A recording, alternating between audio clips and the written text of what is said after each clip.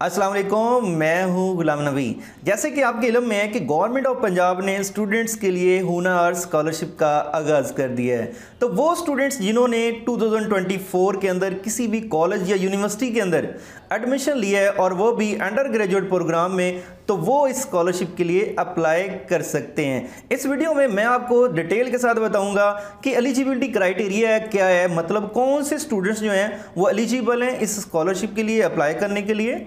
उसके अलावा आपको टोटल जो है स्कॉलरशिप मिलेगा कितना, आपके कितने परसेंट मार्क्स जो होने चाहिए तब आप अप्लाई कर सकेंगे, और कौन कौन से प्रोग्राम्स के अंदर अगर आपने एडमिशन लिया हुआ है तो आप एलिजिबल हैं, और कौन कौन से कॉलेज और यूनिवर्सिटीज़ के अंदर अगर आपने एडमिशन लिया है तो आप एलिजिबल हैं। तो ये सारी डिटेल जानेंगे हम इस वीडियो के अंदर। अगर आपने इस चैनल को अभी तक सब्सक्राइब नहीं किया तो सब्सक्राइब कर लें ताकि इस तरह की लेटेस्ट वीडियो आप लोगों तक पहुंचती रहे। चलें तो जानते हैं सारी डिटेल इस स्कॉलरशिप के बारे में। यहाँ पर देखें तो ये इस पोर्टल पर तमाम डिटेल आपके सामने डिस्प्ले की हुई है। नंबर 1 आपके सामने एलिजिबिलिटी क्राइटेरिया, और एलिजिबिलिटी क्राइटेरिया में आपके सामने नंबर 1 पॉइंट लिखा हुआ है, have domicile from any district of the Punjab. मतलब आप पंजाब के किसी भी डिस्ट्रिक्ट में रहते हैं, किसी भी डिस्ट्रिक्ट का आपका डोमिसाइल बना हुआ है तो आप एलिजिबल हैं इस स्कॉलरशिप के लिए अप्लाई करने में। उसके बाद नंबर 2 आपके सामने लिखा हुआ है, not be older than 22 year of age on closing date. मतलब आपकी एज जो है, जो क्लोजिंग डेट है, ठीक है, वहां तक आपकी जो एज है वो 22 ईयर से ज़्यादा नहीं होनी चाहिए। अगर आपकी 22 ईयर से ज़्यादा एज है तो फिर उससे कम है तो आप एलिजिबल हैं। उसके बाद पॉइंट नंबर 3 में देखें, family monthly income should be less than, यहाँ पर लिखा हुआ है 3 लाख से कम आपकी फैमिली की मंथली इनकम है तो फिर आप अप्लाई कर सकते हैं। फैमिली की मंथली इनकम में वो तमाम रिसोर्सेज आ जाते हैं जिनके ज़रिए आपके घर जो है वो इनकम आती है, चाहे वो सैलरी आती है या कोई प्रॉपर्टी की तरफ से आपकी इनकम आती है। जो भी जितनी भी अमाउंट है जो आपको मिलती है एक महीने में वो 3 लाख से कम होनी चाहिए, फिर ही आप एलिजिबल हैं। और उसके लिए यहाँ पर देखें तो आपके सामने लिखा हुआ है एफिडेविट रिक्वायर्ड होगा, और यहाँ पर उसका सैंपल आपको दिया हुआ है जो आप डाउनलोड करके देख सकते हैं। वो उस तरह का आपने एफिडेविट बनाना है और फिर वो आपने अपलोड करना होगा ऑनलाइन अप्लाई करते हुए।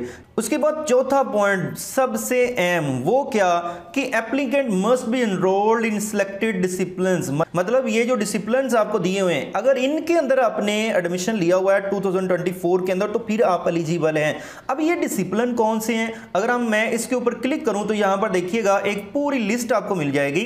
ये वो तमाम डिसिप्लिन्स हैं जिनमें से किसी एक के अंदर भी आपने 2024 में एडमिशन लिया है तो आप एलिजिबल हैं इस स्कॉलरशिप के लिए। तो ये सारी लिस्ट दी हुई है आप लोगों को, ठीक है। इस लिस्ट में देख लें, अगर इनमें से किसी भी एक प्रोग्राम के अंदर आपने एडमिशन लिया है 2024 में तो फिर आप एलिजिबल होंगे इस स्कॉलरशिप के लिए एप्लीकेशन देने के लिए। अब एलिजिबिलिटी में सिर्फ यही नहीं कि आपने इस डिग्री में एडमिशन लिया हुआ है तो आप एलिजिबल है, नहीं, कुछ इंस्टीट्यूट भी गवर्नमेंट ने दिए हैं। अगर उन इंस्टीट्यूट के अंदर अगर आपने एडमिशन लिया है, नंबर 1 इनमें से कोई एक डिग्री होनी चाहिए, और नंबर 2 आपका इंस्टीट्यूट उनमें से होना चाहिए जो लिस्ट आपको दी हुई है। तो अगर आपने इंस्टीट्यूट की लिस्ट देखनी है तो यहां पर देखें, मैं इसके ऊपर क्लिक करता हूं तो आपके सामने वो तमाम इंस्टीट्यूट आ जाते हैं। अब इंस्टीट्यूट जो है वो 3 किस्म के हैं, यूनिवर्सिटी, कॉलेज या मेडिकल कॉलेज।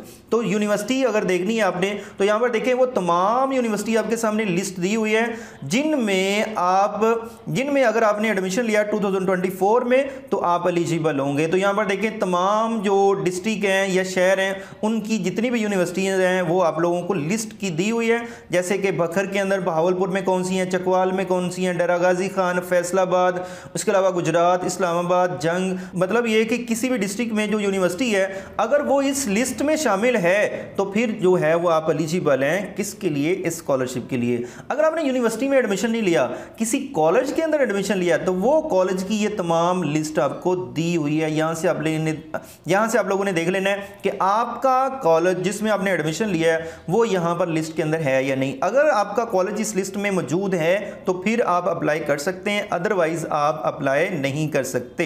अपने कॉलेज या यूनिवर्सिटी को सर्च करने का सिंपल सा एक तरीका होता है कि आपके पास फर्ज कर लें लिस्ट बहुत लंबी चौड़ी है तो आप Ctrl F प्रेस करें, तो ऊपर आपके पास सर्च बार आ जाएगा, वहाँ पर आप अपने कॉलेज का नाम लिखें तो आपको ये तलाश करके दे देगा, अगर मौजूद हुआ तो लिस्ट में आ जाएगा। उसके अलावा अगर आपने कॉलेज में एडमिशन नहीं लिया, यूनिवर्सिटी में नहीं लिया, तो मेडिकल कॉलेज में एडमिशन लिया है, तो यहाँ पर आप क्लिक करके ये देख सकते हैं।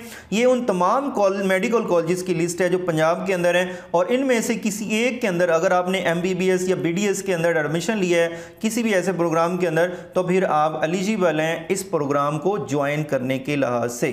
ओके जी, ये तो बात हुई कि आपकी कौन सी डिग्री होनी चाहिए जिसमें आपने 2024 में एडमिशन लिया है, और कौन सा यूनिवर्सिटी, कॉलेज या मेडिकल कॉलेज होना चाहिए। इन दोनों क्राइटेरिया के ऊपर अगर आप फुलफिल करते हैं तो उसके बाद आप लोगों ने क्या चेक करना है, वो ये है कि मिनिमम FSC या इंटरमीडिएट के मार्क्स आपके कितने होने चाहिए। तो यहाँ पर आप बताया हुआ है अगर आपने मेडिकल कॉलेज में एडमिशन लिया हुआ है तो फिर आपके जो है वो मार्क्स 80% या उससे ज़्यादा होने चाहिए, और अगर आपने टॉप यूनिवर्सिटीज़ के अंदर एडमिशन लिया हुआ है तो फिर अभी आपकी 80% से मार्क्स जो हैं वो ज़्यादा होने चाहिए इंटरमीडिएट में। उसके अलावा पब्लिक सेक्टर यूनिवर्सिटी में अगर एडमिशन लिया हुआ है तो 75% जो है वो आपके मार्क्स होने चाहिए, और उसके अलावा आर्ट्स या सोशल साइंस में आपने एडमिशन लिया हुआ है तो फिर आपके 70% या उससे ज़्यादा मार्क्स जो है होने चाहिए। और उसके अलावा आपको बताया हुआ है HED कॉलेजेस, मतलब वो कॉलेजेस जैसे नॉर्मल हमारे गवर्नमेंट कॉलेजेस होते हैं उनके अंदर अगर आपने एडमिशन लिया हुआ है तो उसमें आप लोगों का जो 65% या उससे अबव जो है वो मार्क्स होने चाहिए, और यहाँ पर आपके सामने क्राइटेरिया बताया हुआ है। ओके जी, अगर आप इस क्राइटेरिया के ऊपर फुलफिल करते हैं तो फिर आप लोगों ने क्या करना है, अप्लाई करना है। यहाँ पर देखें तो आपको स्कॉलरशिप कवरेज बताई जा रही है, आपकी जो ट्यूशन फी है जो यूनिवर्सिटी की वो कवर होगी। मतलब ये कि जब आप एडमिशन लेते हैं ना तो वहाँ पे मल्टीपल किस्म के चार्जेस होते हैं, उनमें मैक्सिमम जो चार्जेस होते हैं वो ट्यूशन फी के होते हैं। तो आपको गवर्नमेंट ऑफ पंजाब ये बता रही है कि अगर आपको स्कॉलरशिप ये अवेल हो जाता है तो हमको आपको क्या प्रोवाइड करेंगे यूनिवर्सिटी के अंदर, तो आपकी जो ट्यूशन फी होगी वो गवर्नमेंट ऑफ पंजाब जो है वो आपको स्कॉलरशिप के तौर पे प्रोवाइड करेगी। ओके, जब आप ऑनलाइन अप्लाई करेंगे तो उसमें आप लोग जो है वो किस तरह की इंफॉर्मेशन जो है वो डिटेल जो एंटर करेंगे, यहाँ पर आपके सामने लिखा हुआ है डिटेल रिक्वायर्ड। कौन कौन सी आपकी जो है वो पर्सनल डिटेल रिक्वायर्ड होगी जिसमें आप डिटेल में लिखेंगे। उसके अलावा आपने अपनी जो है वो एजुकेशनल डिटेल्स जो है वो एंटर करनी है।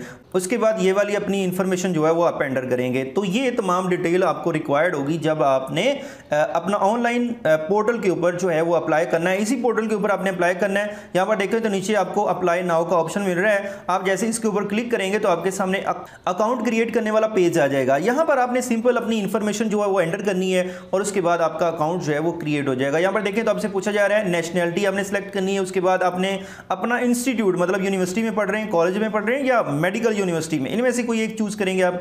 फर्स्ट कर लें यूनिवर्सिटी है तो फिर आप यूनिवर्सिटी को चूज करेंगे जो भी आपकी यूनिवर्सिटी है। उसके बाद आप अपना CNIC का, उसके बाद आपने अपने CNIC का नंबर लिखना है और फिर अपनी ईमेल लिखेंगे। ईमेल लिखने के बाद आपने पासवर्ड लगाना है, कंफर्म पासवर्ड करना है और सबमिट पे क्लिक कर देना है। तो आपको एक OPT मिलेगा, वो आपने लगाना होगा जो ईमेल पे आएगा। उसके बाद आप लॉगिन कर जाएंगे और फिर आपने अपनी पर्सनल डिटेल, एजुकेशनल डिटेल और ये सारी जो है इंफॉर्मेशन आप एंटर करेंगे। और अकाउंट की सारी डिटेल्स एंटर कर लेने के बाद, मसलन पर्सनल और एजुकेशनल डिटेल एंटर कर लेने के बाद आपकी जो एप्लीकेशन है वो सबमिट हो जाएगी। उसके बाद फर्दर प्रोसेस जो है वो शुरू हो जाएगा। तो ये सारी डिटेल थी होनहार स्कॉलरशिप प्रोग्राम के बारे में जो गवर्नमेंट ऑफ पंजाब ने स्टूडेंट्स के लिए अनाउंस किया, और ये स्टूडेंट्स के लिए बहुत बड़ी अपॉर्चुनिटी है। अगर आप इस तमाम क्राइटेरिया को फुलफिल करते हैं तो आपको लाजमी जो है वो अप्लाई करना चाहिए। हाँ, अगर आपको ये नहीं पता कि आपने अप्लाई कैसे करना है, जैसे अभी अकाउंट बनाना है और इन्फॉर्मेशन कौन सी कहाँ पर कैसे एंटर करनी है, तो उसके लिए आपको एक और डेडिकेटेड वीडियो इसी चैनल के अंदर मिल जाएगी। आप उसको फॉलो कर सकते हैं स्टेप बाय स्टेप कि किस तरह से आप लोगों ने इस स्कॉलरशिप के लिए अप्लाई करना है, अकाउंट बनाना है, अपनी पर्सनल इंफॉर्मेशन एंटर करनी है, अपनी एजुकेशनल जो है वो डिटेल्स एंटर करनी है। तो वो तमाम प्रोसीजर जो है वो एक दूसरी वीडियो में समझाया हुआ है। आप इसी चैनल पर उस दूसरी वीडियो को देख सकते हैं। उसका लिंक इसी वीडियो की डिस्क्रिप्शन में भी आपको मिल जाएगा। थैंक यू, अल्लाह हाफिज़।